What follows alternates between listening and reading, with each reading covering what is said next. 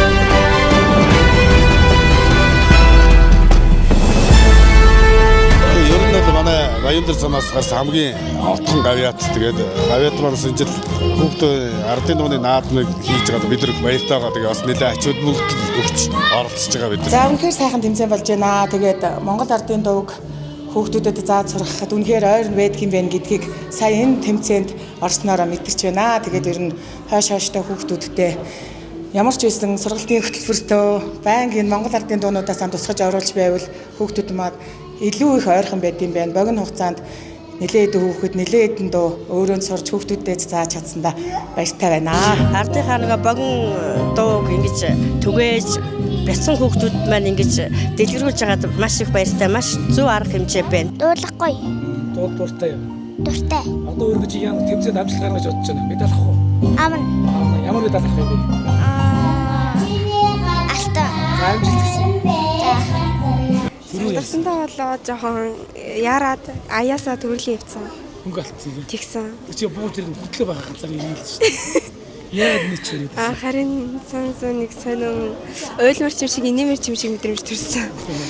Манай сумын соёлын төв дэрэгтэй уртын дуу ардын бүжиг аман гэсэн 3 чиглэлийн дугуйлыг хичээллүүлдэг.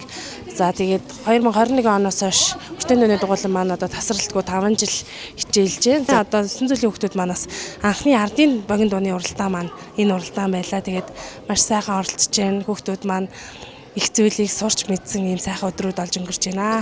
Өв уламжлалаа нөгөө дээдлээл тэгэл би дуулах дуртай болохоор тэгэл орсон. Ардын дуу дуулах дуртай. Хөтлөгчнөр өөрөө амар сайн дуулж шít. Чи өөрөө ямар шít? Гайгүй дуулах хаа л гэж. Бүгдэд нь амжилт хүсье. Бүгдээрээ маш гоё дуулж байна л гэж. Мисийн тэмцээн. Мисийн тэмцээн. Үүний дуу тэмцээн биш үү? Одооны тэмцээн. Ямар дуу болж байгаа? Торгууд нутаг. Тэмцээнд орсон хүүхдүүдэд баяр үргээ амжилт хүсье. Манай эмээ, манай ээж хоёр дуулдаг учраас би ардын дуу сонирхож оролцсон. Найзуудаа амжилт хүсье. Дууны уралдаанд оролцоод үнэхээр гоё болдсон байна. Миний ангийнхан та нар хичээгээрээ. Маш гоё дуунуудыг өнөөдөр олж сонслоо. Өнөөдөр ардын богино дуу дуулаач хүүхдүүдийн аймгийн уралдаан одоо 2 дахь өдрөө үргэлжлээд амжилттай сайхан зохион байгуулагдаж байна. Тэгээд Өрөнгөө аймгийн нутаг сумдын нутаг нутгийн уяслаг хүүхэд багчуудын дуу хуур цэнгээс 2 аз жаргалтай 2 өдөр өндөрлөө. Тэгээд уралдаан тэмцээнд оролцож байгаа нийт хүүхдүүдтэй, багш нартай, хөгжөөнд дэмжигч эцэгчүүдтэй одоо талархал илэрхийлье. Одоо энэ уралдаан болсноор яг ардын дуу өв соёл гэж ямар гайхамшигтай зүйл байд юм бэ? Ардын дуугаа яаж дуулах хэвтэй юм те? Тэр техник, ардын дууны тэр манер, тэгээд ардын дууг ер нь дуулж явах хэвтэй байна гэдэг тийм маш том тийм ардын дууг цаашдаа ингээ хүүхдүүдэд заа гэсэн тийм чин хүсэлтэй өрн болж байгаа. Онтон тэмцээнд юусоо орж байгаагүй том чинь. Анх удаага орж үзэж байгаа. Анх удаа орж үзээ тэгээ гран при авлаа харин тийм сэтгэл зүйн өндөр байна.